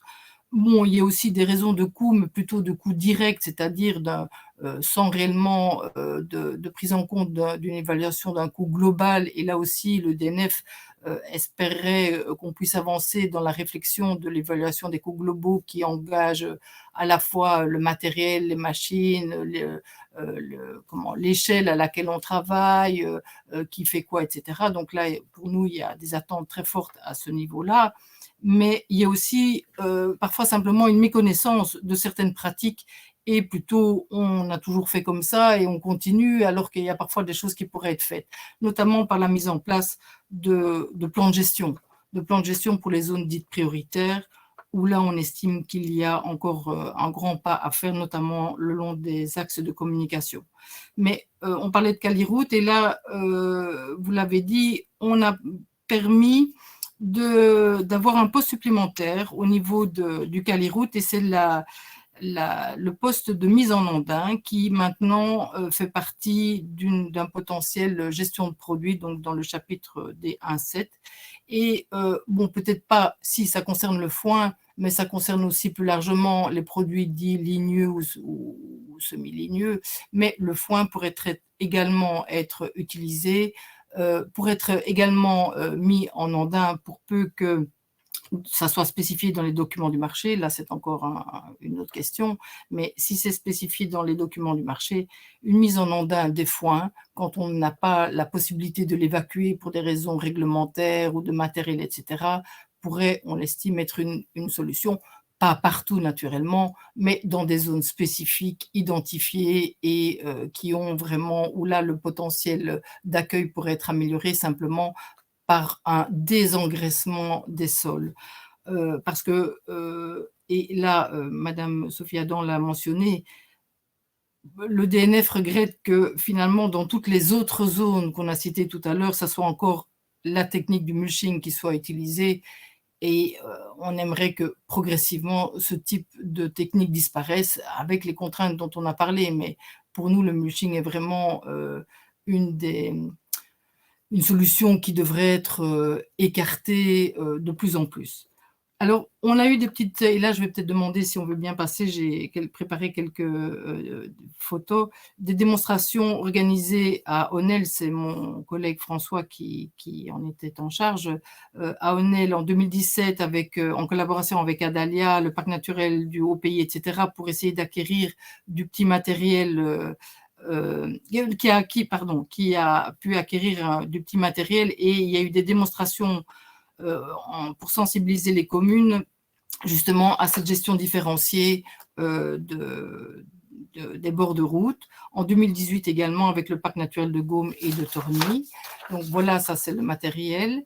Mais il faut souligner, et on l'a mentionné aussi tout à l'heure, dans le cadre des programmes live, donc c'est la tranchée d'Aski. Donc là, c'est encore la démonstration pour les communes. Voilà, ici, et on l'a vu tantôt aussi au niveau du PowerPoint du SPOMI, ou dans le cadre du programme LIFE, en collaboration avec le DNF et le DEMNA, où on est arrivé à faire finalement une mise en ballot grâce au partenaire du parc naturel au pays qui a acquis une petite machine. Donc la dia suivante vous montre la mise en ballot qui a pu être effectuée à partir de 2018, donc avec une exportation. Donc, pour conclure, au niveau de l'intérêt de cette table ronde, c'est justement voir un petit peu quel type de valorisation des produits de fauche, que ce soit par foin biomasse, mais aussi comment augmenter l'attrait pour les agriculteurs par l'accès vers les MAEC ou peut-être des pâturages avec convention gratuite ou pas, ce qui n'est pas encore réglementairement possible apparemment, mais on espère pouvoir, le long des bords de route, avoir beaucoup plus de pratiques agricoles, même avec du pâturage direct. La recherche d'action sur le matériel de fauche et de ramassage pour nous est vraiment important pour une grande flexibilité, une facilité d'intervention et aussi voir un petit peu au niveau des coûts comment faire de manière gestion collective ou pas. Et puis, aussi, donc, ce que j'avais souligné tout à l'heure, l'étude de l'évaluation des coûts globaux pour élargir simplement ne pas uniquement prendre le coût direct d'une telle pratique d'exportation, mais plutôt voir le bénéfice sur le coût global en fait que permet la pratique par rapport à la zone où on coupe, on laisse sur place ou voilà. Donc voilà, cette évaluation des coûts globaux pour nous paraît importante. Mon dernier souhait, et celui du DNF et du SPOE, c'est d'associer non pas rien que le SPOE comme partenaire et comme exemple un peu de ce type de pratique, comme ils l'ont fait via la circulaire, mais pour nous, des partenaires comme Infrabel, notamment, sont essentiels aussi pour essayer d'avoir vraiment une approche globale et intégrée de gestion différenciée au niveau des grands axes de communication. Merci. Très bien, merci beaucoup pour ces informations. Donc de nouveau, voilà, on voit certaines synergies, en tout cas, cette volonté de pouvoir, quand c'est possible, avoir cette diffusion d'informations, de méthodologie, de technologie, de matériel. Voilà, c'est un point qui mérite d'être souligné ici. On était fort en amont ici avec les différentes interventions dans la table ronde. Maintenant, l'idée c'était d'avoir aussi cette vision plus en aval avec cette valorisation de la biomasse, de l'herbe ici plus particulièrement. Donc, on va commencer avec l'entreprise Gramiterm, représentée par Christian et Agnès Raumann, et ensuite on cédera la parole à Gaëtan de Sény, méthaniseur. Donc, la question au niveau de Gramiterm, mais vous faites partie justement des pistes de valorisation en Belgique. Vous êtes localisé à Sambreville et vous travaillez sur la filière de la récolte à son usage en énergie et en isolant. Et donc, pratico-pratique. Comment un partenariat est-il possible avec vous? Voilà, un détenteur de matières premières peut-il entrer en contact avec vous et quelles sont vos prérogatives par rapport à ce débouché? Eh bien, bonjour Aricia, bonjour à tous. Et tout d'abord, un grand clin d'œil à Henri-Pierre Rouault, que je suis ravi de retrouver et avec qui on chemine et on travaille depuis quelques années. Chez Gramiterm, pour répondre à votre question, en fait, on utilise de la fibre d'herbe. Voilà. Donc, c'est ça que l'on met dans nos panneaux. On travaille une fibre d'herbe avec une cartographie très précise. Ayant dit ça, on a bien sûr besoin d'herbe et on ne travaille qu'avec de l'herbe naturelle. Donc, on s'inscrit parfaitement dans votre webinaire puisqu'on ne travaille pas, on n'utilise pas d'herbe qui a pour usage la santé animale. Voilà. Donc, on ne va pas prendre d'herbe de culture. Chez Gramiterm aujourd'hui, 100% de ce que l'on utilise vient d'optimisation d'herbes perdues, d'herbes naturelles. Et pour parler tout à fait précisément, l'herbe aujourd'hui qui arrive et que l'on travaille pour nos panneaux, elle est coupée, collectée, principalement en Campine, donc dans une zone entre Anvers et Genk. Et cette herbe est issue de domaines publics, de zones humides Et tout précisément aussi, on entretient 348 km de canaux avec des outils particuliers de fauche donc, et d'export de cette matière, puisque dans notre cas, on coupe l'herbe et pour défibrer de l'herbe, on a besoin d'avoir une herbe qui reste humide. Hein. Donc effectivement, soit on prend l'herbe fraîchement coupée et on défibre directement. Ça, c'est une voie la plus simple pendant les périodes d'été ou de coupe d'herbe. Et puis également, il faut savoir que pour les usages de gramiterme, notamment pendant l'hiver, eh bien, on va mettre cette herbe coupée en ensilage, comme à la ferme. Donc on a besoin d'avoir toujours de la matière fraîche, humide, pour pouvoir défibrer et travailler. Voilà. Donc ça, c'est le premier point. Herbe naturelle, fraîchement coupée, défibrée, ensilée, défibrage. Deuxième point, pour répondre à votre question, c'est finalement de quel volume parle-t-on? Alors aujourd'hui, chez Gramiterme, on est après un an d'existence, on est encore en rodage, en démarrage, et déjà on tourne à peu près à 30 tonnes de fibres d'herbe par semaine. Ce qui veut dire que ça fait quand même 1500 tonnes de fibres par an, et vous multipliez ça par 4 à 5, on est sur 6000 à 7000 tonnes d'herbe fraîche coupée par an, à ce stade-ci de nos productions. Donc, à ce niveau-là, ce sont des volumes qui sont assez peu impactants. Maintenant, lorsque l'usine, dans 2 à 3 ans, sera complètement chargée, on parle de 30 à 35 000 tonnes d'herbe coupée à valoriser. Hein. Donc, ça commence quand même à faire un petit peu de volume. Et ça, c'est mon deuxième point. Et puis maintenant, la réponse à votre question, c'est que fait-on et a-t-on des besoins en matière de filière d'herbe? Alors, à très court terme, les contrats pour l'herbe sont sécurisés pour Gramiterme, avec la région flamande, avec l'agence bois et nature en Flandre, on est sécurisé à court terme. À moyen terme, c'est-à-dire à horizon 18 mois, 2 ans, on doit retrouver de nouveaux contrats et de nouveaux volumes d'herbe naturelle. D'où l'intérêt d'avoir cette discussion et de parler filière herbe au niveau région wallonne notamment.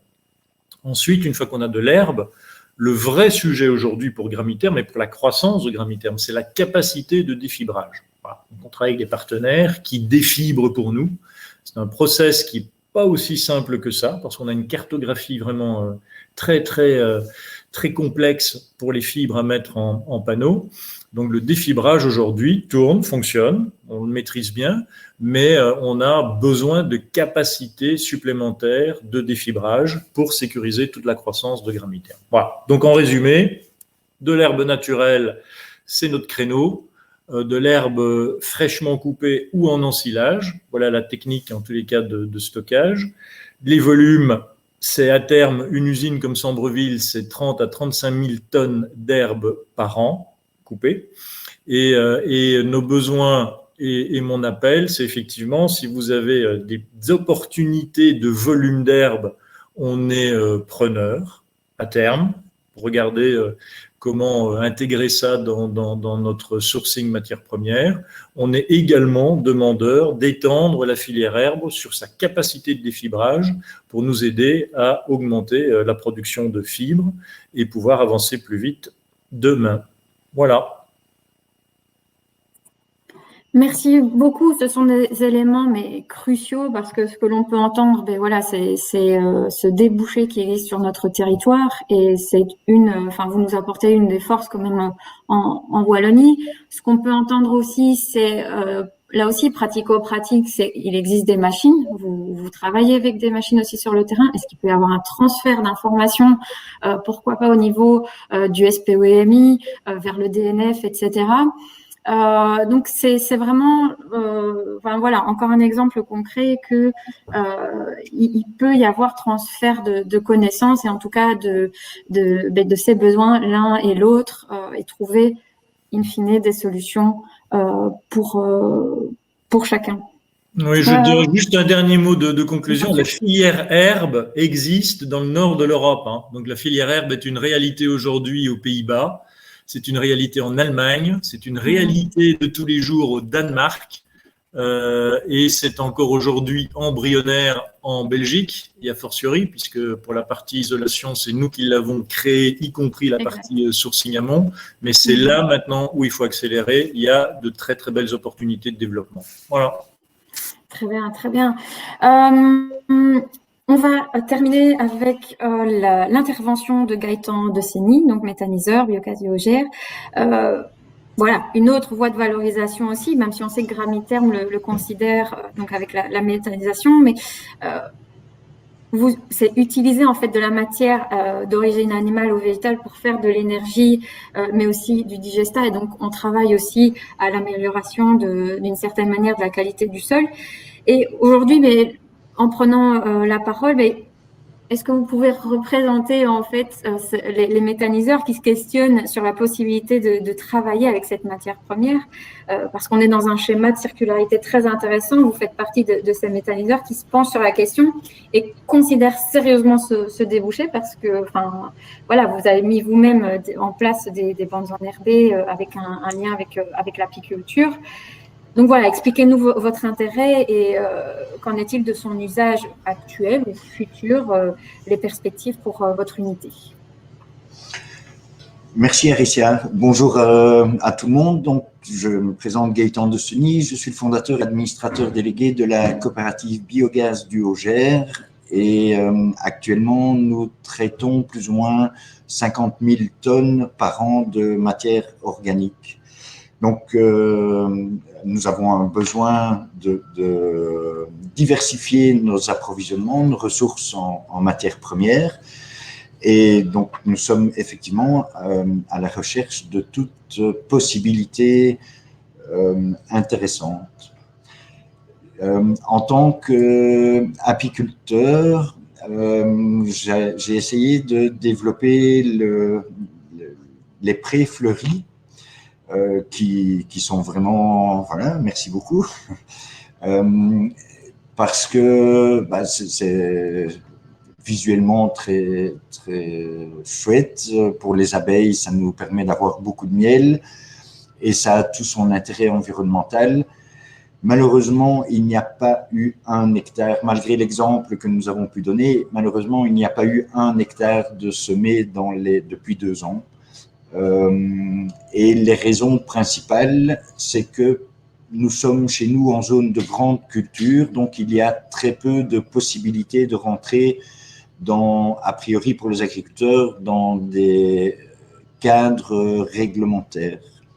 Alors ces cadres réglementaires freinent énormément aussi les agriculteurs par rapport à ces prés fleuris, dans la mesure où les dates de récolte sont relativement tardives, et on en connaît les raisons.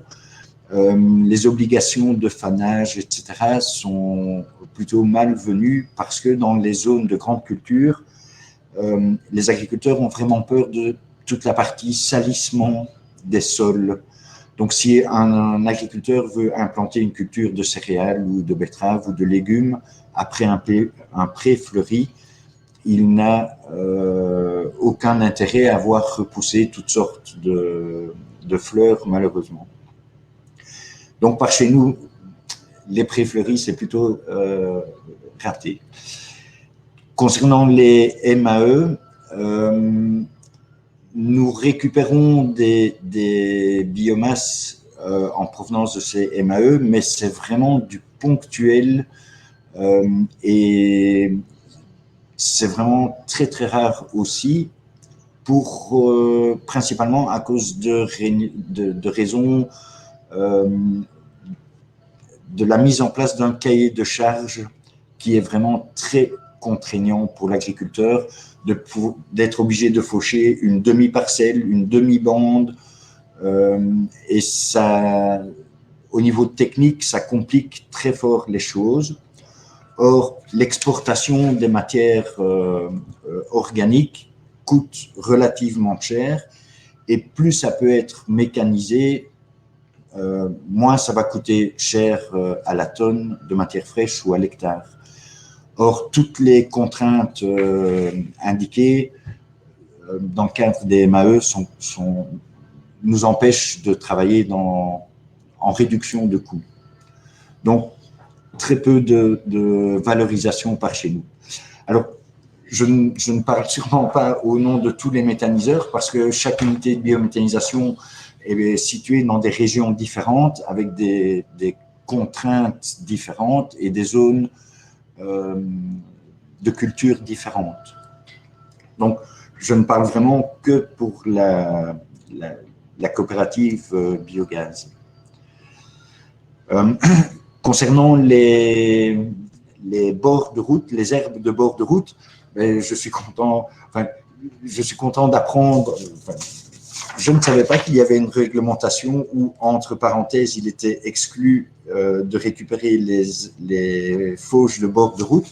Donc, il va être temps de se pencher sur son certificat d'utilisation pour bien contrôler la chose, parce qu'on avait vraiment l'intention de travailler dans ce sens-là. C'est une très, très belle opportunité pour la biométhanisation en général, pour autant que les matières soient propres et exemptes de tout déchet. Ça, c'était vraiment la priorité. Maintenant qu'il n'y a plus d'essence sans plomb, je pense que le problème des métaux hors zone de pollution industrielle ne doit plus être un problème. Donc, je serais curieux de vérifier mon certificat d'utilisation pour cette valorisation-là. J'entendais parler tout à l'heure de réalisation de projets avec Infrabel, avec les bords sur les récupérations de bords de route, etc. Je trouve dommage que les secteurs de la valorisation des matières ne soient pas suffisamment impliqués dans la mise sur pied de ces projets, parce que je pense que en travaillant ensemble sur la mise en place de ces projets, on pourrait beaucoup plus facilement répondre à toutes les différentes contraintes qui sont mises justement, qui sont incluses dans les cahiers de charges. Et donc, je pense que ça vaudrait vraiment la peine d'inclure les secteurs en aval pour la réalisation de ces projets. Donc, appel au SPOE pour nous inclure dans ce petit travail.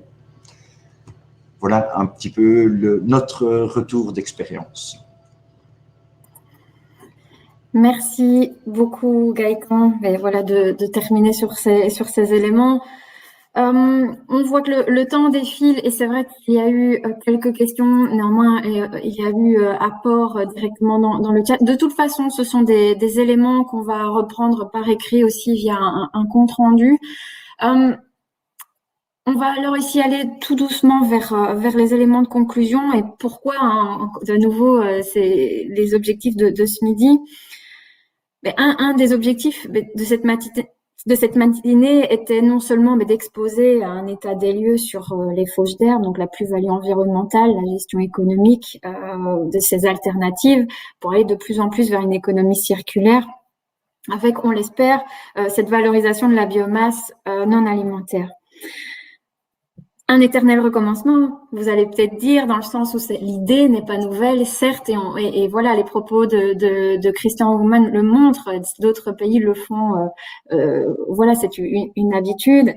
Voilà, je ne crois pas que ce soit le débat aujourd'hui, dans le sens où, en effet, on n'invente rien, mais est-ce qu'on n'a pas suite aux enjeux aussi que l'humanité rencontre, une meilleure écoute et une meilleure disponibilité en fait à accueillir ce concept qui en effet n'est pas neuf.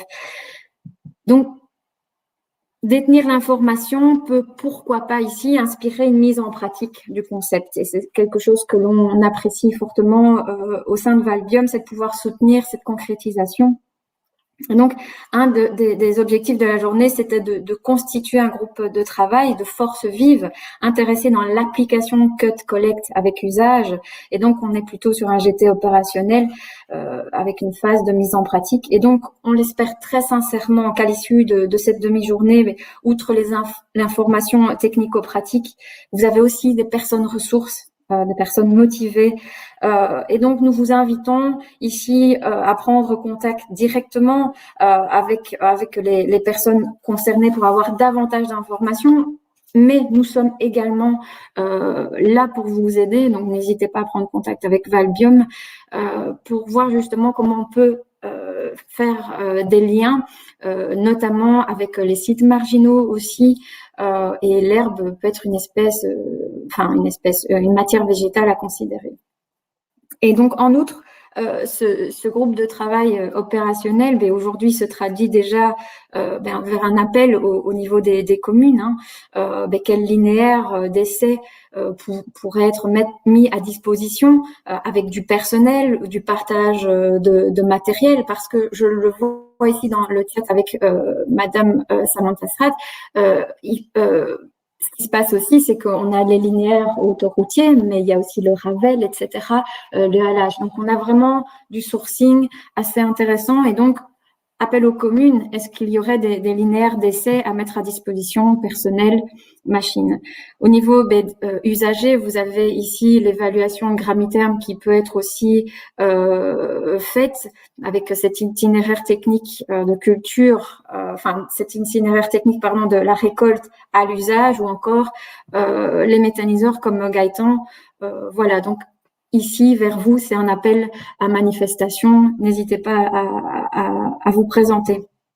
Et au niveau de la biodiversité, la qualité de l'herbe, on parlait notamment avec l'intervention de Nathalie Grimoald de ce monitoring de l'impact environnemental avec Brice, mais notamment aussi l'INERIS qui travaille sur les analyses chimiques. Donc, c'est les scientifiques dont on a besoin et ces acteurs de terrain pour faire ce monitoring environnemental.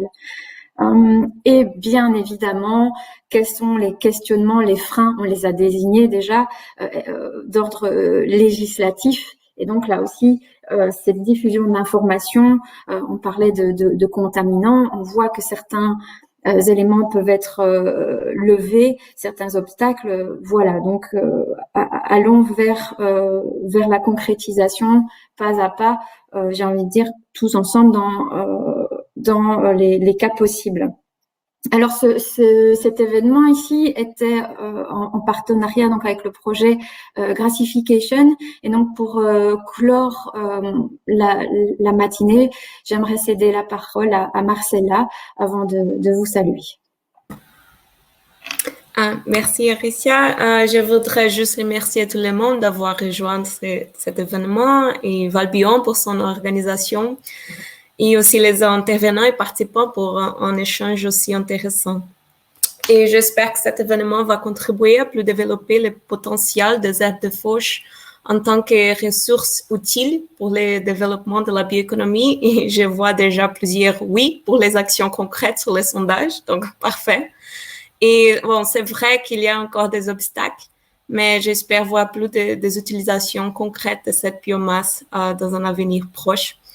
Et j'espère aussi les voir tous à l'événement final de Grassification la semaine prochaine. Merci. Merci à vous tous d'avoir participé à ce midi de la biomasse, donc au niveau des orateurs, intervenants de la table ronde, et vous les participants derrière vos écrans. À très bientôt et merci. N'hésitez pas à vous manifester. Au revoir. Merci. Oui, merci beaucoup. Merci aussi.